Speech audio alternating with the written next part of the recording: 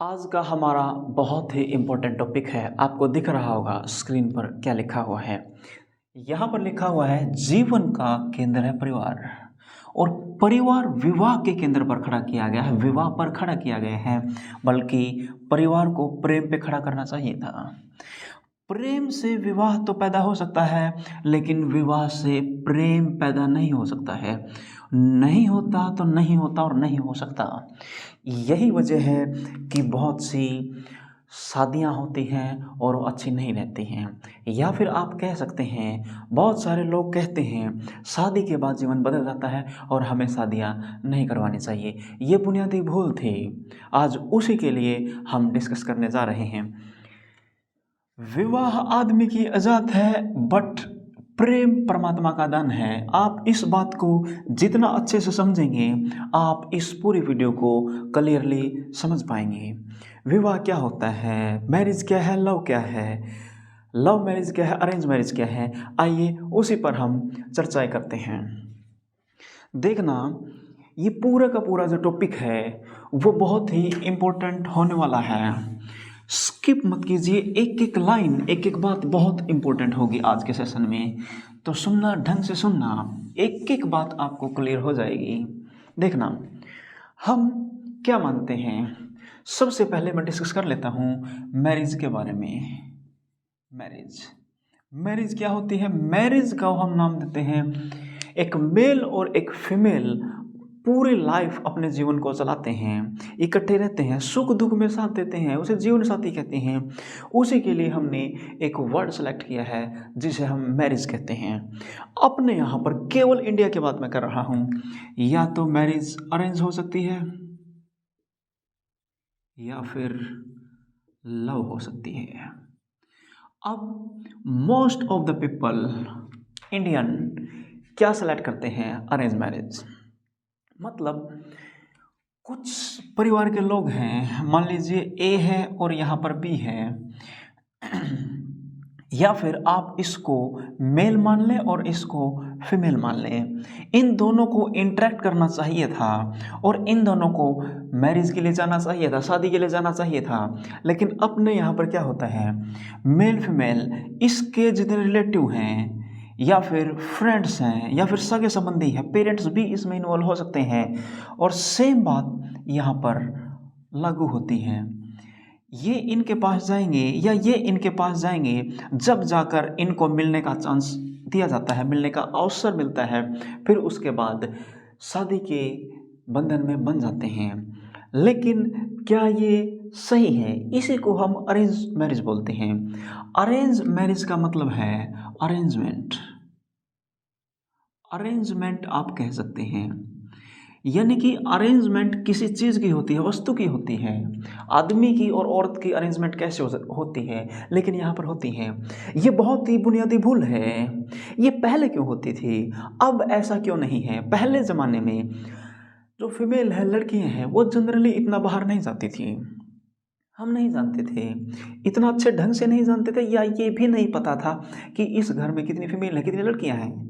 लेकिन आज जानते हैं, क्योंकि आज वो बाहर जाती है, काम कर सकती है, आज़ादी है। लेकिन ये आज़ादी मिले तब आप आज़ादी कह सकते हैं। और लव मैरिज क्या हो सकती है? लव मैरिज होती है कि कोई दो पर्सन लव करते हैं और फिर वो मैरिज के लिए जाते हैं, लेकिन अपने समाज में इसको अच्छा नहीं माना जाता, इसको अच्छा माना जाता, इसको प्रेफर किया जाता अरेंज मैरिज को, जो कि नहीं करना चाहिए था।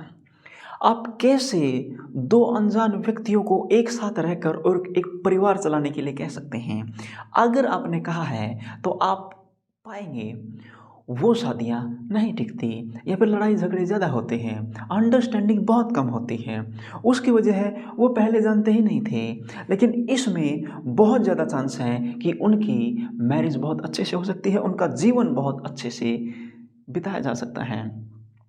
अब लव मैरिज में से आप देखेंगे 90% से ऊपर की जो शादियां हैं वो बहुत अच्छी होती हैं। ये कैसे करना चाहिए उस चीज़ पे भी डिपेंड करता है। लेकिन अरेंज मैरिज केवल एक चीज़ पे डिपेंड करती है, that is known as money, और उसे हम पैसा कहते हैं।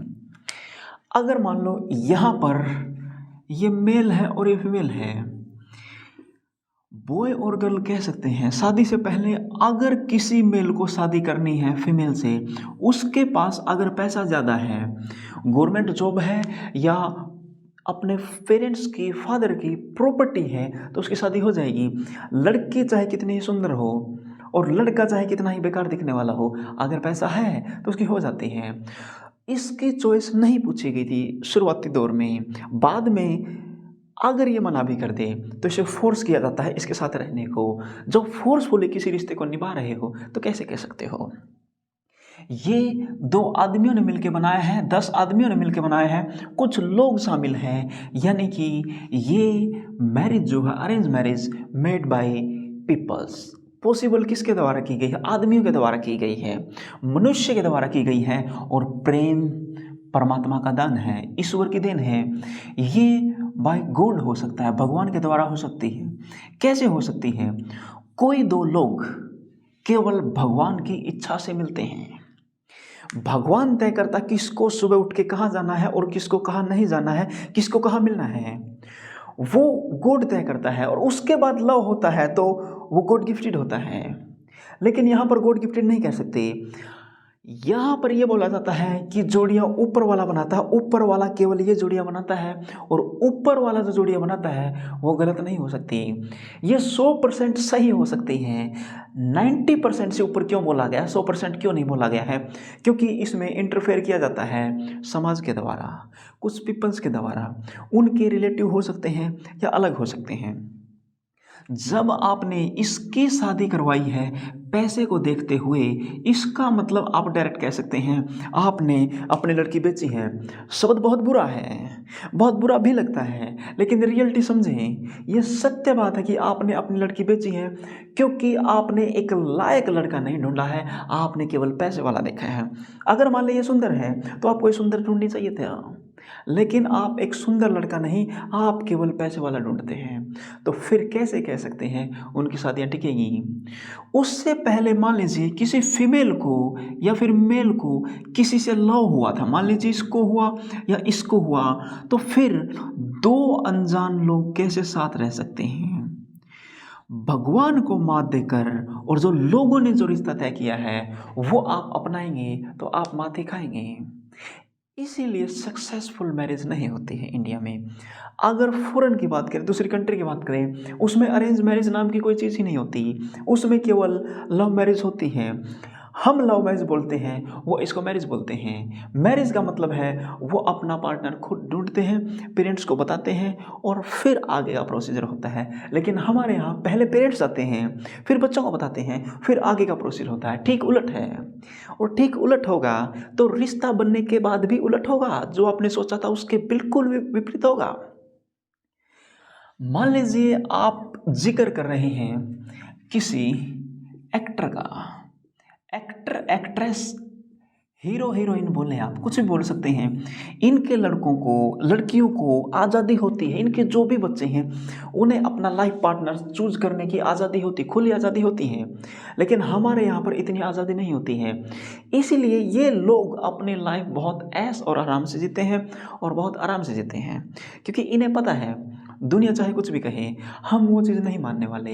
हम इनको बुरा बता रहे हैं कि इन्हें ऐसे नहीं करना चाहिए, ये समाज के खिलाफ है, लेकिन ये सोचते हैं कि ये समाज के खिलाफ है। समाज के खिलाफ वाला काम ये किया है, आपने 2 लोगों को जो अनजान थे उन्हें मिलाया है और ज़िंदगी भर साथ रहने को बोला है। तो आपने बेचा नहीं है तो क्या किया है?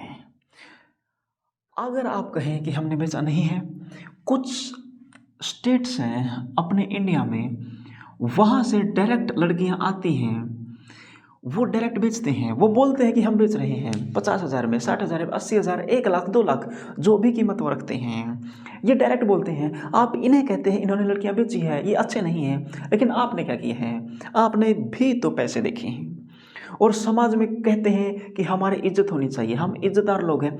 नहीं होनी चाहिए। इन्होंने बोल के बेचा है, बोला था कि हम इतने में आपको ये दे देंगे, ये प्रोवाइड करेंगे, लेकिन आपने बोला भी नहीं, धोखे में आपने रखा था। आप इनको और इनको धोखा नहीं कह सकते, धोखे में रखने वाले आप हैं।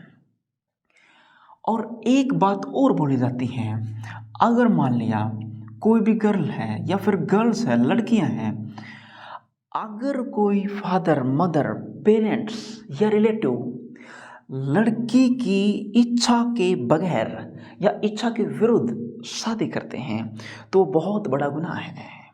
उससे बड़ा गुनाह एक बाप नहीं कर सकता। अगर वो हत्या भी कर देता है, हत्या इतना बड़ा पाप नहीं है जितना बड़ा पाप ज़बरदस्ती अपनी लड़की को किसी लड़के के हाथ में सौंपना या ऐसे परिवार के हाथ में सौंपना जिससे वो अनजान है। अब मैं आपको बता देता हूँ, अगर आपने किसी रिच फैमिली में दी है, अगर वो रिच फैमिली है, उनका चाल चलन बिल्कुल ओपन होगा, खुला होगा, खुले दिल के होंगे और वो कपड़े भी ऐसे ही पहनते हैं और उनके चाल चलन हर एक्टिविटी उनकी ओपन होती है, खुले विचारों के होते हैं और उनमें रेप केसेस बढ़ जाते हैं, बहुत ज़्यादा बढ़ते हैं। अगर ये लड़की बहुत शरीफ है या फिर नहीं भी है, पैसे की वजह से शरीफ हुई है, तो इनके रिलेटिव ऐसी ऐसी हरकतें कर देते हैं, ये न तो किसी को बता सकती है न पेरेंट्स को बता सकती है। पेरेंट्स को बता भी दिया तो पेरेंट्स इस पे एक्शन नहीं लेंगे क्योंकि पेरेंट्स ने पैसा देखा था और वो एक्शन को एक्सेप्ट नहीं करेंगे।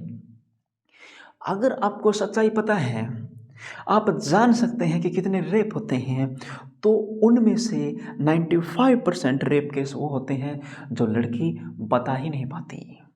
वो उनके रिलेटिव हो सकते हैं, मामा का लड़का हो सकता है, बुआ का लड़का हो सकता है, वो भाई लगते हैं लेकिन होता है ऐसे। वो उनके फूफा हो सकते हैं, वो उनके मामा हो सकते हैं या फिर उनके दोस्त हो सकते हैं। ऐसी सिचुएशन हो सकती है। मान लिया एक घर में है, जैसे अलग अलग दादा की संतानें हैं, उनमें भी हो सकता है। फिर ये लड़की कुछ नहीं सवाल उठा पाती। अब लड़के के लिए भी सेम है। अगर इसने रिच फैमिली में अपनी शादी करी है, किसी भी वजह से वो लालच में आया है तो दिक्कतें आती हैं। ये कुछ पार्ट था और इसका मेजर पोर्शन आएगा एक नेक्स्ट वीडियो में। पूरी ओपन वीडियो होगी, वो पूरा चैप्टर उसमें ओपन किया जाएगा और वो थोड़ी सी बड़ी वीडियो होगी। मिलते हैं नेक्स्ट एपिसोड में, तब तक के लिए नमस्कार।